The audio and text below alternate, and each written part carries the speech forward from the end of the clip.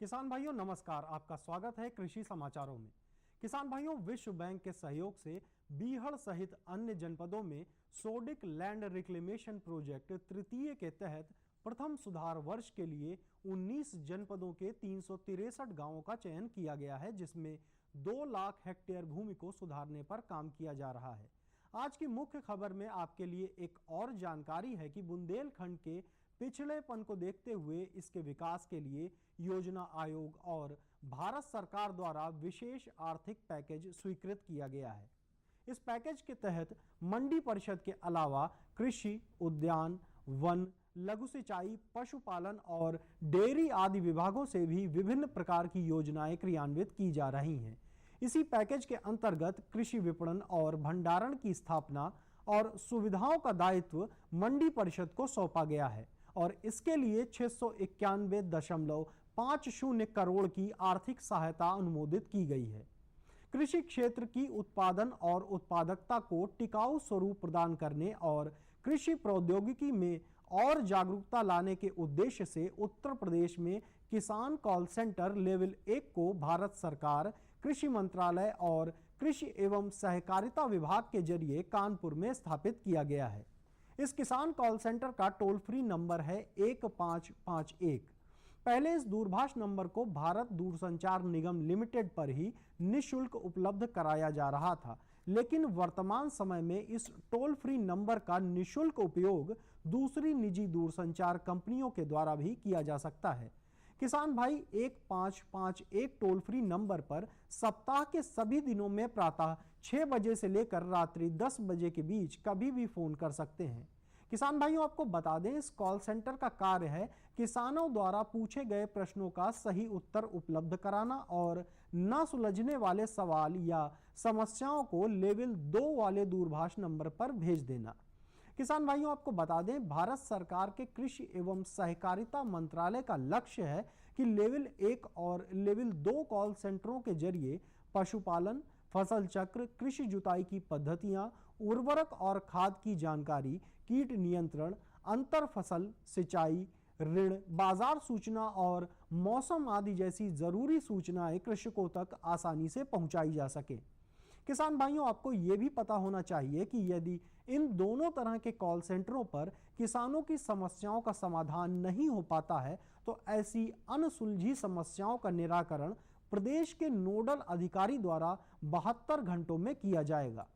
किसान भाइयों, प्रदेश में खेती किसानी के लिए जरूरी आकर्षण पैदा करने और खेती किसानी को कम खर्चीला और अधिक लाभकारी बनाने के लिए जिन उपायों पर किसान भाई गौर करते हैं, उनमें प्रमाणित और उपचारित बीजों की उपलब्धि, उर्वरकों का सही ढंग से उपयोग, अच्छा जल प्रबंधन और इंटीग्रेटेड पेस्ट मैनेजमेंट मुख्य हैं। प्रदेश में हर वर्ष कई कीट, रोगों, चूहों और खरपतवारों से फसलों की उपज पर प्रतिकूल प्रभाव पड़ता है। इन समस्याओं में धान का बाल काटने वाला सैनिक कीट, धान का गंधी कीट, मूंगफली का सफेद गिडार, आम का फुदका, आलू का पछेता झुलसा, टमाटर और भिंडी का मोजेक, अरहर का बंझा रोग आदि की समस्याएं प्रमुख हैं। अभी तक इन समस्याओं से निपटने के लिए आमतौर पर केवल रसायनों का ही सहारा लिया जाता रहा है। ये रसायन खर्चीले होने के साथ साथ वातावरण को दूषित तो करते ही हैं, साथ ही साथ इनसे कई तरह की दुर्घटनाओं का भी डर बना रहता है। इन रसायनों के अवशेष अक्सर फूलों और सब्जियों आदि में रह जाते हैं और ये उपभोक्ताओं के ऊपर बुरा असर छोड़ सकते हैं। इन रसायनों के प्रभाव से वातावरण में उपस्थित परजीवी कीट खत्म हो जाते हैं और इस तरह आप सभी जानते हैं कि पर्यावरण का संतुलन बिगड़ता है। इन समस्याओं के लिए जिस पद्धति पर ध्यान दिया जाना चाहिए उसका नाम है इंटीग्रेटेड पेस्ट मैनेजमेंट या एकीकृत नाशीजीव प्रबंधन। इस पद्धति में कीटों और खरपतवारों को खत्म करने के लिए नियंत्रण के बजाय प्रबंधन की बात कही जाती है। इस पद्धति को अपनाते समय कुछ जरूरी बातों का ध्यान रखना चाहिए, जैसे गर्मी के मौसम में गहरी जुताई करके फसलों और खरपतवारों के अवशेषों को नष्ट कर दें।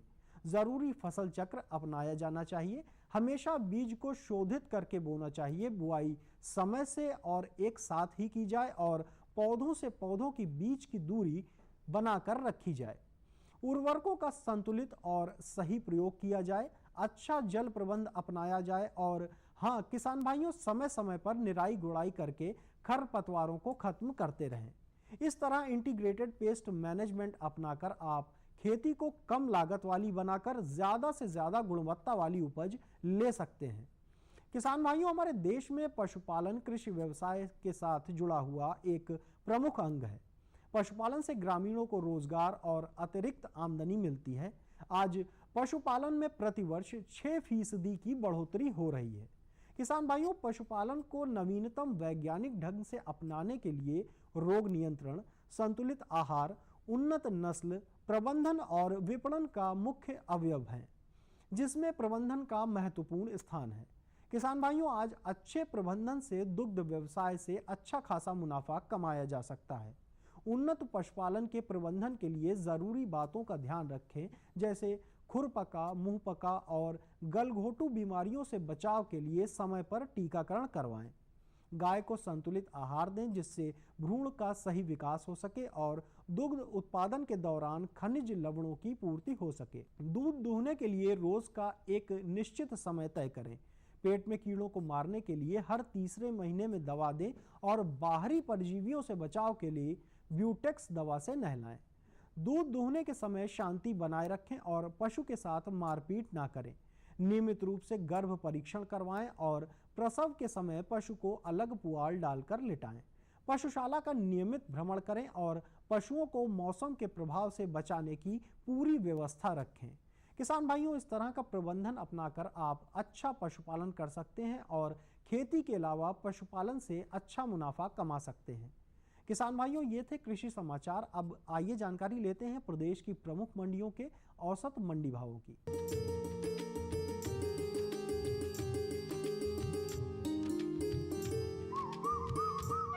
मंडी भावों में सबसे पहले नजर सरसों के भावों पर। कासगंज की मंडी में सरसों 3140 रुपए प्रति क्विंटल, जौनपुर में 3020 रुपए, जसवंत नगर में 3120 रुपए और इटावा में सरसों का औसत भाव 3060 रुपए प्रति क्विंटल रहा। चावल के भावों की बात करें तो कासगंज की मंडी में चावल 1970 रुपए प्रति क्विंटल, जौनपुर में 1950 रुपए, जसवंत नगर में 1970 रुपए और इटावा में चावल का औसत भाव 1930 रुपए प्रति क्विंटल देखा गया। गेहूं के औसत भावों की बात करें तो कासगंज की मंडी में गेहूं 1430 रुपए प्रति क्विंटल, जौनपुर में 1425 रुपए, जसवंत नगर में 1430 रुपए और इटावा की मंडी में गेहूं का औसत भाव 1440 रुपए प्रति क्विंटल रहा। फलों में केले के औसत भावों को देखें तो कासगंज की मंडी में केला 1670 रुपए प्रति क्विंटल, जौनपुर में 1780 रुपए, जसवंत नगर में 1850 रुपए और इटावा की मंडी में केला 1790 रुपए प्रति क्विंटल के औसत भाव से बिका। किसान भाइयों, ये थे आज के प्रमुख कृषि समाचार और मंडी भाव। आपसे फिर होगी मुलाकात अगले एपिसोड में। तब तक के लिए नमस्कार। और बताओ। बस। अरे ये क्या भैया जी, बस इतनी सी रासायनिक खाद? किसानी छोड़ रहे हो क्या? किसानी नहीं, नादानी छोड़ रहे हैं। मिट्टी की जांच कराई है। अब तो लालाजी जितनी जरूरत है उतने ही उर्वरक खेत में डालेंगे। हाँ, किसान भाई आज ही अपने जिले की नजदीकी भूमि परीक्षण प्रयोगशाला में मिट्टी की जांच जरूर करवाएं और मिट्टी में पोषक तत्व, नमी व पौधे के विकास को देखते हुए केवल जरूरत के अनुसार ही पोषक तत्व डालें। और हाँ, मिट्टी में गंधक, जस्ता, बोरोन जैसे सूक्ष्म पोषक तत्वों का पता लगाना भी न भूलें। उर्वरक और जैविक खाद के सही उपयोग से भूमि का उपजाऊपन बनाए रखें, उत्पादकता बढ़ाएं, खर्चा घटाएं और बहुमूल्य विदेशी मुद्रा बचाने में भी सहयोग दें। और हाँ, धीमी गति से नाइट्रोजन उपलब्ध कराने वाले उर्वरकों जैसे नीम लेपित यूरिया को प्राथमिकता दें और यूरिया का पत्तों पर छिड़काव करें। अरे वाह, तू तो सचमुच समझदार हो गया रे। अधिक जानकारी के लिए संपर्क करें जिला कृषि अधिकारी या किसान कॉल सेंटर। अम्मा खाना दे दो ना। सबर कर गोलू, अभी दाल नहीं गली है। तू फिक्र ना कर गोलू की अम्मा, अब की बार अपनी दाल खूब गलेगी। क्या मतलब जी? अब की बार NFSM के तहत दाल की पैदावार को बढ़ाने के तरीकों को दिखाने के लिए देश में 1000 क्षेत्र चुने गए हैं, जिसमें हमारा इलाका भी आ गया है।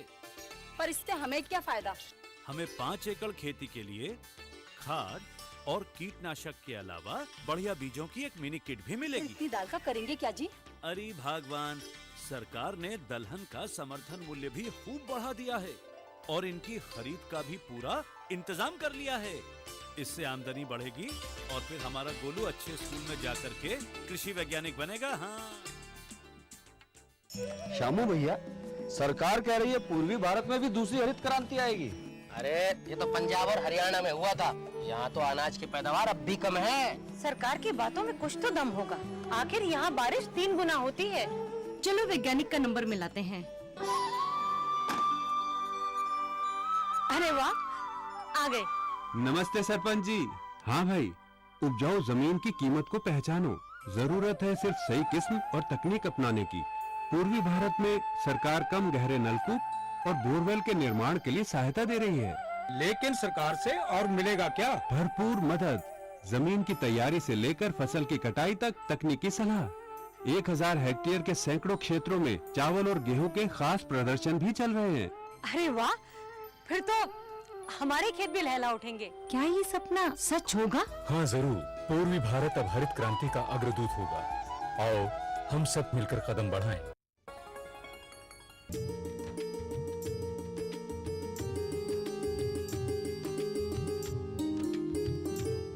ये जो जनपद बाराबंकी है, यहाँ की जो मिट्टी और जलवायु है अन्य जिलों से भिन्न है। यही कारण है कि आप देखे होंगे कि यहाँ का जो बागवानी है बड़ी तेज़ी से इसका विकास हो रहा है। जो यहाँ पर टिश्यू कल्चर G9 केले की खेती कर रहे हैं। जनपद में करीब 12,500 हेक्टेयर में केवल केला की खेती की जा रही है। और दूसरे स्थान पर यहाँ पर आम है।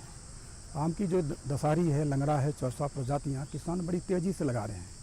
कुछ हमारी प्रसंस्करण प्रजातियाँ इसमें लोग बड़ा अच्छा जोड़ दे रहे हैं, जैसे राम केला है और हमारी है मल्लिका है और हमारी आम्रपाली है। ये किसान इसको सघन रूप में इसको फॉलो कर रहे हैं। इसी तरह आप देखेंगे हमारे यहाँ सब्जियों की खेती में, यहाँ पर टमाटर की खेती गर्मियों के मौसम में भी और बरसात के मौसम में भी बड़े ज़ोरों से की जाती है। अब देखिए इसमें गर्मी पड़ रही है, लोगों ने, हमारे किसान ने नर्सरी डालना शुरू कर दिया है। अब इस समय टमाटर का उत्पादन इतना ज़्यादा हो रहा है। 1 ग्राम आपका सफ़ीपुर है हमारे बाराबंकी में, 1 ग्राम टिसुआ है जो टमाटर उत्पादित करके जनपद आपका में देते ही हैं। इसके अलावा आप देखिए झारखंड में, बिहार में भी यहाँ का टमाटर जा रहा है। और इसी तरह मसाले में हमारे यहाँ देखें आप तो मिर्चा की खेती आपके इधर कुर्सी रोड से लेकर के आपका देवा और फतेहपुर में बहुत ज़्यादा करते हैं, जो कि कच्चा हरा ही मिर्चा बेच देते हैं, बहुत अच्छा पैसा कमा रहे हैं। और स्पाइसेज में आप देखेंगे लहसुन की भी खेती अच्छी कर रहे हैं, यहाँ पर प्याज की खेती भी अच्छी कर रहे हैं। औषधियों में मेंथा की खेती बहुत तेज़ी से आप देखेंगे। जायद के मौसम में सारे जगह के किसान खाली खेतों में कुछ नहीं कर रहे होंगे, लेकिन एक बाराबंकी जिला ऐसा है जहाँ पर मेंथा की खेती कर रहे हैं। और मेंथा चूँकि गर्मियों के मौसम होता है, थोड़ा कॉस्टली है, पानी भी ज़्यादा लगता है, इसलिए किसान थोड़ा तुलसी की तरफ डाइवर्ट हो रहे हैं। आप देखेंगे देवा और फतेहपुर इलाके में इसमें तुलसी की खेती भी, वो 3 महीने की फसल होती, 3 महीने की फसल ये भी होती। तुलसी अब देखिए जैसे बरसात शुरू हो जाएगी तो किसान तुलसी के बीज की नर्सरी डालना शुरू करेंगे। जो हमारी मरुधर और रामा वैरायटी है बहुत अच्छी है, जिसमें ऑयल परसेंटेज ज़्यादा होता है। अब किसान इसको जुलाई में नर्सरी डालना शुरू कर देंगे और 20-25 दिन हमारी नर्सरी तैयार हो जाएगी। इसको रोपित कर देंगे 3 महीने में, ये जब तक बारिश होती रहेगी ये तैयार हो जाएगी। और जैसे इसमें फ्लावरिंग शुरू हो जाएगी 3 महीने में, और इसको मेंथा की तरह इसको काट करके हल्का सा सुखा करके इसी तरह टंकी आसमान इकाई से उसका भी तेल निकाल लेंगे। थोड़ा ये है कि उसकी मार्केट उतनी अच्छी नहीं है। पिछली बार इसकी जो है 600-700 रुपये लीटर था। तो जहाँ थोड़ी पानी की प्रॉब्लम आ रही है वहाँ पर तुलसी की खेती करना बहुत अच्छा है और बहुत अच्छी से लोग कर रहे हैं। इसीलिए हमारे यहाँ जनपद में कई योजनाएं भी संचालित की जा रही हैं। एक हॉर्टिकल्चर मिशन में आप जानते हैं, हॉर्टिकल्चर मिशन की योजना है। उसमें जैसे हम उनको इस समय खरीफ के मौसम में आम के पौधे भी देंगे और आपका चाहे केला का पौधा भी होगा, टिश्यू कल्चर केला, और अमरूद का पौधा भी देंगे। कुछ लोग बेल की खेती कर रहे हैं, उसके भी पौधे देते हैं। तो ये ज़्यादा मात्रा में किसान इसको इस समय लगाएंगे। इसमें गड्ढे देकर खुदान उन्होंने कर लिया। नियम कुछ नहीं, हम किसानों का चयन कर लेते हैं। यहाँ सबसे बड़ा ये है कि हर जगह किसान मिलते नहीं, यहाँ किसान एडवांस अप्लीकेशन ले जाकर के फॉर्म जमा कर देते हैं। तो हम प्रथम आवक प्रथम पावक हमारा जो सिद्धांत है, तो जो किसान पहले आता है हम उसको पहले देते हैं। लेकिन ऐसी नौबत नहीं आई कि कुछ किसान छूट जाएँ। मैक्सिमम हम जो है केला सभी किसानों को दे देते हैं और आम का पौधा भी लगभग सभी किसानों को देते हैं। अपनी नर्सरी से देते हैं, हमें कहीं बाहर से लाना भी नहीं। किसान को केवल सब्सिडी जो है हम उनको तो फ्री है, केवल जो कृषक अंश है, जैसे केला है 14 रुपये का है तो उनको 4 रुपये देना पड़ता है और 10 रुपये की सब्सिडी है। आम का पौधा उनको हम फ्री में देते हैं, खाद है, दवा भी उनको हम फ्री में देते हैं। और केवल किसान अपनी घेर बाड़ की व्यवस्था करता है और सिंचाई की व्यवस्था करता है, बाकी हम इनपुट उसको सब विभाग देता है। इसी तरह हम मसाले की भी खेती करते हैं, जैसे मिर्चा की भी बात आ रही है, मिर्चा की खेती भी करते हैं किसान, उस पर भी अनुदान देते हैं। लहसुन पर भी हम 50% अनुदान देते हैं। अदरक हल्दी तो यहाँ नहीं की जाती, लेकिन किसानों की डिमांड है, इस साल हमने योजना में लिया है, इस पर भी 50% अनुदान है। इसके अलावा हमारी दूसरी योजना जो चल रही है यहाँ पर औषधि योजना है। औषधियों में हम उनको देते हैं, सतावर में 20% का अनुदान है। तुलसी जो औषधियों में आती है हम उस पर उनको देते हैं। तो तुलसी और मेंथा यहाँ की 2 औषधियों में मेन खेती है, तो मेंथा में तो नहीं देते हैं, लेकिन तुलसी में भी उनको अनुदान देते हैं। हमारी योजना जब हमारे पास आ जाती है, हम पहले तो प्रस्ताव अपना भेजते हैं। प्रस्ताव वो भेजते हैं जो हमारे किसानों की मांग होती है, जो यहाँ की जलवायु और मिट्टी के लिए उपयुक्त होती, ये प्रस्ताव हम उनको बना के भेजते हैं। तो होता क्या है, जो प्रस्ताव हम भेजते हैं वहाँ से हमारे जो कमेटी होती है वो सैंक्शन होता है, हमारे पास जब आता है पहले तो उसको हम विज्ञापन देते हैं अखबारों में, जिससे किसानों को अच्छी तरह से जानकारी हो जाए। फिर हम अपने गोष्ठियों के माध्यम से, मीटिंग के माध्यम से उनको हम प्रचार प्रसार किसान को कहते हैं, तो किसान अपने आप आ जाता, हमको कहीं तलाशने की भी ज़रूरत नहीं पड़ती। फिर उनको हम जो हमारा एक प्रेस्क्राइब प्रोफार्मा होता है उनको हम देते हैं, और उसी परिपेक्ष उनको हम शपथ पत्र भी एक प्रोफार्मा देते हैं, और उसके लिए उनके पास ज़मीन है कि नहीं है, हम खसरा खतौनी भी लेते हैं। वो तीनों चीज़ हमको दे देते हैं, अपना फ़ोटो भी लगा देते हैं। तो हम उनको थोड़ा सा परीक्षण भी कर लेते हैं कि वास्तव में किसान खेती करेगा कि नहीं करेगा, इच्छुक है कि नहीं इच्छुक है, उसके पास सिंचाई का साधन है कि नहीं है, और लोग किसान वहाँ खेती कर रहे हैं, इसका हम परीक्षण करने के बाद उस किसान को हम चयन कर लेते हैं। इसके बाद जो हमारी योजना का लाभ होता है हम किसान को दे देते हैं। जिले स्तर से हम जो पौधा देते हैं या जो हमको इनपुट देते हैं, कमेटी बनी हुई टास्क फोर्स, उनके द्वारा उनका सत्यापन किया जाता है। हमारे इंस्पेक्टर जो होते हैं वो भी बार बार उसकी परीक्षण करते रहते हैं, अनुसरण करते रहते हैं। हम भी बार बार उनको फील्ड में जाते रहते हैं, अनुसरण करते रहते हैं। हमारे डायरेक्टर से भी टीम आती है, वो भी अनुसरण करती है। तो ऐसा नहीं है, लगभग करीब 90% पौधे हमारे सर्वाइवल रहते हैं, और किसान उसको जो पौधा लेता है किसान बड़ी मेहनत से करता है, और उन्हीं को हम देते भी हैं। कि आम तो एक ऐसा फसल है, अगर सुरक्षित तुड़ाई इसकी नहीं की है तो इसमें तो काफ़ी क्षति हो जाती है। सबसे पहले देखिए, आम तो अब इसमें तुड़ाई का समय आ गया, जब उनको तुड़ाई करें तो उसके साथ थोड़ी डंठल लगी होनी चाहिए, ये क्या। दूसरा, तुड़ाई ऐसा नहीं, कुछ लोग पेड़ को हिला देते हैं, डंठी को हिला देते हैं, ऐसा ना करें। माने आम जो है ज़मीन पे न गिरने पावे, उसको मैंगो हार्वेस्टर से या किसी अन्य साधन से उसको तुड़ाई करें, जिससे कि सुरक्षित फल हमारा नीचे आ जाए। क्योंकि अगर तुड़ाई हम उससे गिरा देंगे तो डैमेज होने की रहती, मार्केट में उसकी कीमत नहीं आती। इसके बाद हम उसको ग्रेडिंग कर लेते हैं, A grade, B grade, size के अनुसार। उसी तरह हम मार्केट में ले जाते हैं, तो जो हमारा अच्छा फल होता है, ए ग्रेड का होता है, तो उसकी मार्केट बहुत अच्छी होती है और पैसा बड़ा अच्छा होता है। और हम तो कहते हैं जो आपका फल डैमेज हो जाता है, किसी कारण मार्केट में पैसा नहीं मिलता है, तो जो हमारी फल संरक्षण इकाइयाँ हैं, आप वहाँ भेज करके उसका आप अचार बनवा लें, कुछ और बनवा लें, तो उसका भी कंज्यूम हो जाएगा, हमारा फल बर्बाद नहीं जाएगा। और करते हैं किसान, इसी तरह करते भी हैं। तुड़ाई के बाद ग्रेडिंग पैकिंग करेंगे, वो बड़ी सावधानी से करेंगे, और उनकी जो पैकिंग करेंगे, चाहे जिस तरह से करेंगे, उनकी पैकिंग जो है लकड़ी की कुछ लोग बना करते हैं, कुछ कार्डबोर्ड में करते हैं। लेकिन अगर दूर ले जाना होता है, जैसे इसमें यहाँ बिहार जा रहा है, तो लकड़ी में करते हैं पैकिंग, इसलिए कि वो दबे ना, डैमेज ना हो। पैकिंग करने के बाद जब हम फल को ले जाते हैं, उसको सुरक्षित जगह भी हमारे अगर अधपका है या कच्चा है, तो एक जगह ऐसी जगह रखते हैं थोड़ा जहाँ से गर्म हो। कुछ लोग तो यहाँ कार्बाइड लगाते हैं, ये बहुत जहरीली चीज़ें हैं, इसे कभी नहीं लगाना चाहिए। कुछ लोग इथेनॉल से करते हैं, इथेनॉल तो ठीक है, लेकिन इतना महंगा होता है कि लोग किसान सब नहीं करते हैं। तो हमारा जो फल मैच्योर होता है तो ऑटोमेटिक पक जाता है, और ग्रेडिंग पहले से किए रहते हैं, तो उसको आराम से ले जा करके अपनी बाज़ार में बिक्री कर सकते हैं। और जो बाहर भेजते हैं वो लकड़ी वाला अगर उसको यूज़ करेंगे तो थोड़ा सा डैमेज नहीं होगा और सुरक्षित आपका फल पहुँच जाएगा वहाँ पर। प्रायः हमने जनपद में जो देखा है या जो मैंने करवाया है, बगीचे में ही करवाया है, कि जिससे किसान अपने फलों को तोड़ें और इसी बगीचे, इसका पर्पज यही है कि फल को तोड़ें, सब्जियों को तोड़ें, और जो किसान इसका उत्पादन करता हो उनको थोड़ा प्राथमिकता दी जाती है, वो वहाँ से उत्पादित माल को अपने पैक हाउस में ले आएँ, उसकी वहाँ ग्रेडिंग करें, पैकिंग करें। धूल धक्कर लग गया, धोने की ज़रूरत है सब्जियों को, तो उसकी धुलाई कर लें, प्लेटफार्म रहता है, सिंचाई, वहाँ पानी की भी व्यवस्था अच्छी रहती है, और वहाँ से इसको हल्का सा छाया में सुखा करके उसकी ग्रेडिंग पैकिंग करके, और अपना नहीं, बाहर के भी किसान उसमें लाते हैं। बाहर के किसानों को भी, जो हमारे किसान होते हैं, उनका भी ला करके वहाँ ग्रेडिंग पैकिंग करके मार्केट में ले जाते हैं। बहुत अच्छा चल रहा पैक हाउस, ठीक है। अब कुछ ऐसा करते हैं, हम लोग ठंडे में ऐसे भी रख देते हैं, तो इसलिए कूल हाउस की व्यवस्था ज़रूरी है। या जो हमारी कूल हाउस को जो हमारी बहनों ने इस तरह की हैं, उनको भी ले जाए, जैसे कुछ हमारी कंपनियों ने किया है, तो एक जगह से दूसरी जगह पे ले जाने पर भी, तो अगर कूल हाउस की व्यवस्था होगी, ठंड की व्यवस्था होगी, तो हमारा फल ख़राब नहीं होगा, हमारी सब्ज़ी ख़राब नहीं होगी, तो आसानी से जा सकता है। तो हमारे यहाँ भी ऐसी व्यवस्थाएँ हैं, प्रायः प्रयास किया जाता है कि इनका फल सब्जी की कीमत मिल जाए सड़े ना, गले ना, या किसी तरह डैमेज ना होने पावे। आप कोई कभी भी कोई खेती करिए, ऐसी खेती करिए कि उसकी मार्केट पर भी ध्यान रखिए।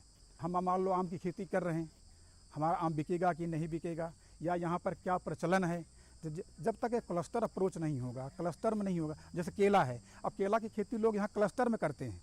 हमको मंडी खोजने की आवश्यकता नहीं है, न बाहर भेजने की आवश्यकता है। हम देख कर्नाटका के, महाराष्ट्र के लोग अपना इंटरनेट पे ही अपना एड्रेस ले करके सीधे अपना ट्रक लेके ही चले आ रहे हैं। इस तरह बहुत अच्छी व्यवस्था है, न इस तरह इनको मार्केट के लिए न कहीं घुसना पड़ता, चाहे आम हो, चाहे कटहल हो, चाहे आपका केला हो, यही बिक्री इनकी आसानी से हो जाती है। ये अच्छी व्यवस्था है कि हम 12 महीने जो चाहे सब्जी का उत्पादन कर लें और जो चाहे हम फूलों का उत्पादन कर लें। और जो आज फूल का उत्पादन कर लें, आप देखिए 1000 वर्ग मीटर से फूलों में 5 लाख शुद्ध आय ले रहे हैं, और सारे मंडियों में यहाँ का बाराबंकी का फूल छाया हुआ है। तो जो हमारे छोटे जोत के किसान हैं उनको हम प्रेरित करते हैं, अखबारों के माध्यम से करते हैं, आपके इसमें न्यूज़ के माध्यम से करते हैं। किसान हमारी तरफ अग्रसित भी हो रहे हैं। अब हमारे यहाँ प्रोजेक्ट भी लोग बना के दे रहे हैं, और हमारे यहाँ डायरेक्टरेट में भी अच्छी व्यवस्था है कि कोई उनको भटकना नहीं पड़ता, कहीं जाना भी नहीं पड़ता। फॉर्मेलिटी उनकी पूरी अगर हो जाती तो सैंक्शन भी हो जाता है, और किसान बना भी रहे हैं बहुत अच्छा। और बहुत अभी तो बहुत से किसानों ने ये कहा कि सर थोड़ा सा कम कर दिया जाए, जैसे एरिया 500 वर्ग मीटर तक जिनकी और जोत है, तो उनको 500 वर्ग मीटर तक हम कहने हैं ठीक आप बना तो दो, वो भी बना के दे रहे हैं। उनको भी हम कोशिश कर रहे हैं कि उनको भी लाभ मिले, सिंड हाउस का लाभ मिले। अब जोत उनकी छोटी है तो उनको बड़ा अच्छा उत्पादन हो रहा है वहाँ पर, और बहुत अच्छी पैदावार ले रहे हैं। यहाँ कई लोगों ने ग्रीन हाउस, 5-6 लोगों ने ग्रीन हाउस बना लिया है, बहुत अच्छा सगिया मिर्च की खेती, फूलों की खेती करके मार्केट में ले जा रहे हैं। और मार्केट वाला जो आड़ती है स्वयं इनके यहाँ आकर के अपना देख जाता फूल। तो जो हमारा हरियाणा कहाँ का फूल आता है उनका फेल हो जाता है। हमारे यहाँ के फूल, इनमें जो कलर देखेंगे, इनमें शाइनिंग जो देखेंगे, इनका जो साइज देखेंगे आप, बहुत अच्छी है। यहाँ की सॉइल जो है बहुत अच्छी है, ये बोरान से रिच है। इसीलिए कारण है कि यहाँ पर कलर का जो कलर आता है बहुत बढ़िया आता है, और मार्केट बड़ा अच्छा मिलता है इनको।